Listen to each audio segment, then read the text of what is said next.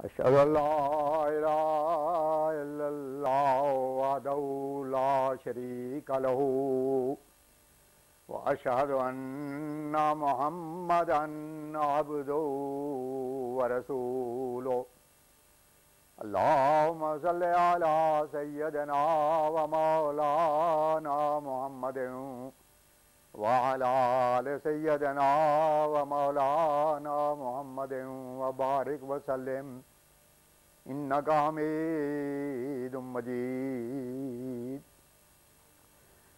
زمانے کی امامت کو زمانے کا امام آیا، محمد کی غلامی میں محمد کا غلام آیا۔ حضرت خاتم الانبیاء محمد مصطفیٰ احمد مجتبی صلی اللہ علیہ وسلم فداء ابی و امی و لسانی و جنانی کے غلام اور ہمارے امام بانی جماعت احمدیہ مسیح موعود و مہدی مسعود علیہ السلام کے ایمان افروز اور روح پرور کلمات طیبات۔ حضرت اقدس کی مجلس عرفان میں اس بات کا تذکرہ ہوا کہ آج کل لوگ بغیر سچے علم اور واقفیت کے قرآن مجید کی تفاسیر لکھنے بیٹھ جاتے ہیں۔ اس پر حضور نے ارشاد فرمایا، تفسیر قرآن میں دخل دینا بہت نازک امر ہے، مبارک اور سچا دخل اس کا ہے جو روح القدس سے مدد لے کر دخل دے، ورنہ علوم مروجہ کا لکھنا دنیا داروں کی چالاکیاں ہیں۔ حضور کی خدمت میں ایک شخص کا سوال پیش ہوا کہ میرا بھائی فوت ہو گیا ہے، میں اس کی قبر پکی بناؤں یا نہ بناؤں؟ اس پہ فرمایا، اگر نمود اور دکھلاوے کے واسطے پکی قبریں اور نقش و نگار اور گنبد بنائے جائیں تو یہ حرام ہے، لیکن اگر خشک ملا کی طرح یہ کہا جائے کہ ہر حالت اور ہر مقام میں کچی اینٹ لگائی جائے تو یہ بھی حرام ہے۔ انما الاعمال بالنیات، عمل نیتوں پر موقوف ہے۔ ہمارے نزدیک بعض وجوہ میں پکی کرنا درست ہے، مثلا بعض جگہ سیلاب آتا ہے، بعض جگہ قبر میں سے میت کو کتے اور بجو وغیرہ نکال لے جاتے ہیں، مردے کے لیے بھی ایک عزت ہوتی ہے۔ اگر ایسے وجوہ پیش آ جائیں تو اس حد تک کہ نمود اور شان نہ ہو بلکہ صدمے سے بچانے کے واسطے قبر کا پکا کرنا جائز ہے۔ اللہ اور رسول صلی اللہ علیہ وسلم نے مومن کے لاش کے واسطے بھی عزت رکھی ہے، ورنہ عزت ضروری نہیں تو غسل دینے، کفن دینے، خوشبو لگانے کی کیا ضرورت ہے؟ مجوسیوں کی طرح جانوروں کے آگے پھینک دو۔ موہن اپنے لیے ذلت نہیں چاہتا، حفاظت ضروری ہے۔ جب تک نیت صحیح ہے خدا تعالیٰ مواخذہ نہیں کرتا۔ دیکھو مصلحت الہی نے یہی چاہا کہ حضرت رسول کریم صلی اللہ علیہ وسلم کی قبر مبارک کا پختہ گنبد ہو، اور کئی بزرگوں کے مقبرے بھی پختہ ہیں، مثلا نظام الدین، فرید الدین، قطب الدین، معین الدین رحم اللہ تعالی، یہ سب صلحات ہے۔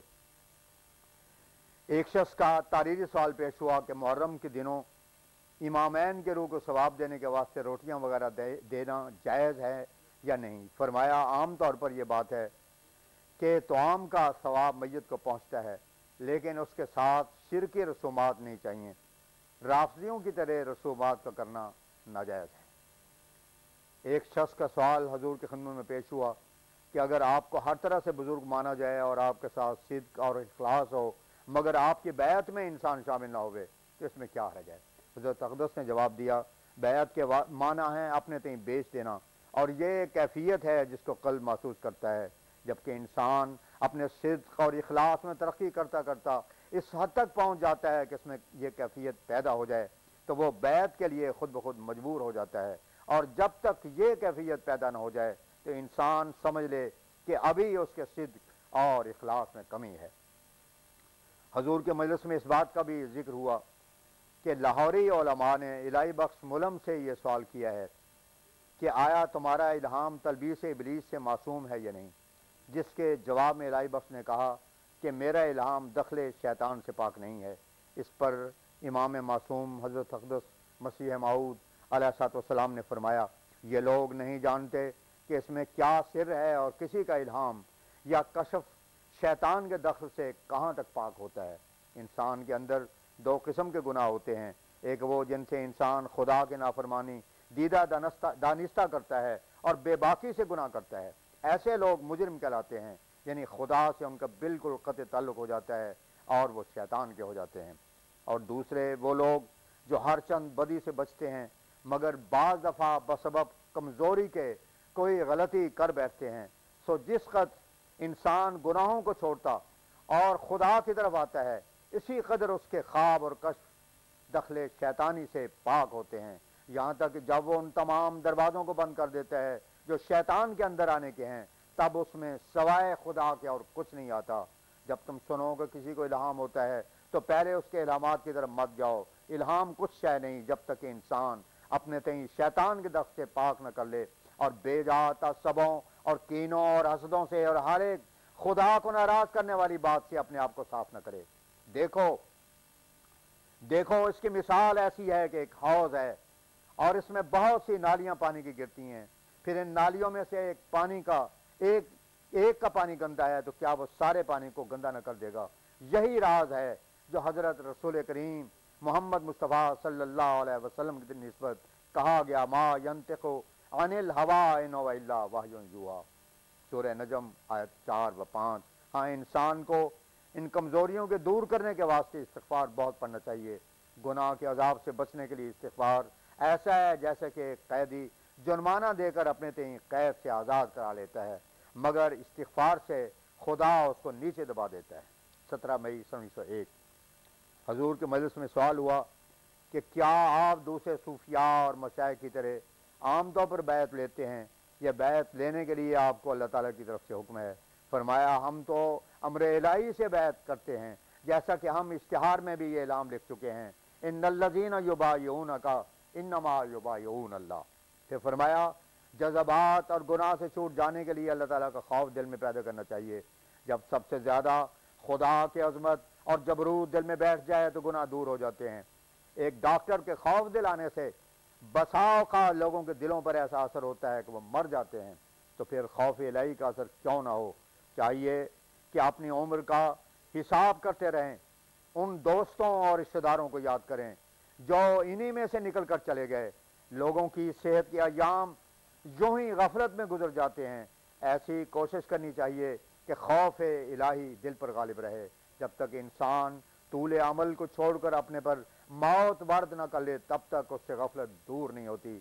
چاہیے کہ انسان دعا کرتا رہے یہاں تک کہ خدا اپنے فضل سے نور نازل کر دے۔ پھر فرمایا، حدیث شریف میں آیا ہے کہ رسول اللہ صلی اللہ علیہ وسلم نے فرمایا کہ جب مسیح آوے اس کو میرا سلام کہنا۔ اس حدیث کے مطلب میں غور کرنا چاہیے۔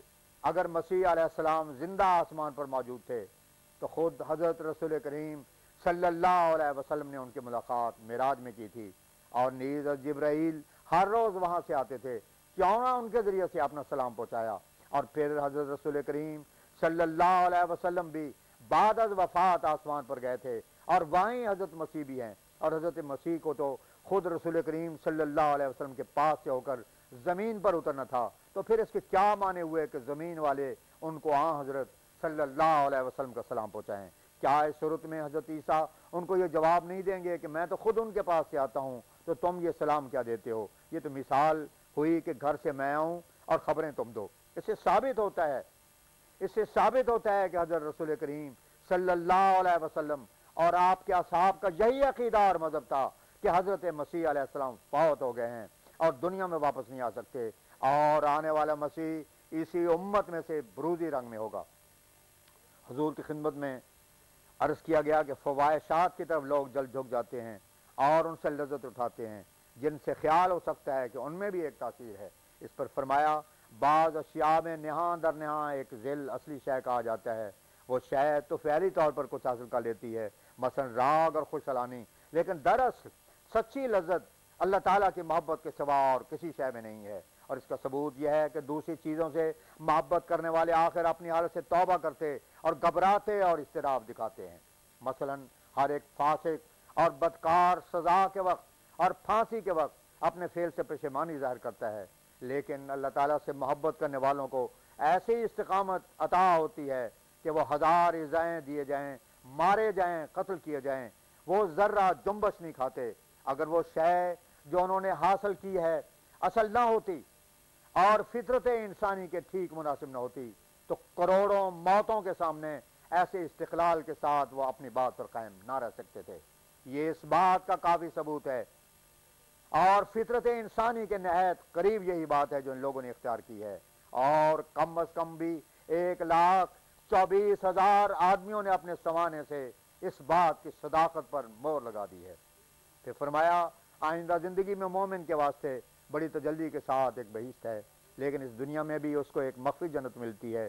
یہ جو کہا گیا ہے کہ دنیا مومن کے لیے سجن یعنی قید خانہ ہے، اس کا صرف یہ مطلب ہے کہ ابتدائی حالت میں جب کہ ایک انسان اپنے آپ کو شریعت کی حدود کے اندر ڈال دیتا ہے اور وہ اچھی طرح اس کا عادی نہیں ہوتا تو وہ وقت اس کے لیے تکلیف کا ہوتا ہے، کیونکہ وہ لا مذہبی کی بے قیدی سے نکل کر نفس کے مخالف اپنے آپ کو احکام الہی کے قید میں ڈال دیتا ہے، مگر رفتہ رفتہ وہ اس سے ایسا انس پکڑتا ہے کہ وہی مقام اس کے لیے بہشت ہو جاتا ہے۔ اس کی مثال اس شخص کی طرح ہے جو قید خانے میں کسی پر عاشق ہو گیا ہو، پس کیا تم خیال کرتے ہو کہ وہ قید خانے سے نکلنا پسند کرے گا؟ حضور کی خدمت میں یہ سوال پیش ہوا کہ آیا نماز میں اپنی زبان میں دعا مانگنا جائز ہے؟ حضرت اقدس نے ارشاد فرمایا سب زبانیں خدا نے بنائی ہیں، چاہیے کہ اپنی زبان میں جس کو اچھی طرح سمجھ سکتا ہے نماز کے اندر دعائیں مانگے، کیونکہ اس کا اثر دل پر پڑتا ہے تاکہ عاجزی اور خشوع پیدا ہو۔ کلام الہی کو ضرور عربی میں پڑھو اور اس کے معنی یاد رکھو، اور دعا بے شک اپنی زبان میں مانگو۔ جو لوگ نماز کو جلدی جلدی پڑھتے ہیں اور پیچھے لمبی دعائیں کرتے ہیں وہ حقیقت سے ناآشنا ہیں۔ دعا کا وقت نماز ہے، نماز میں بہت دعائیں مانگو۔ مسیح پاک فرماتے ہیں آنکھ کے پانی سے یارو کچھ کرو اس کا علاج، آسماں آئے غافلو اب آگ برسانے کو ہے۔ وآخر دعوانا ان الحمدللہ رب العالمین۔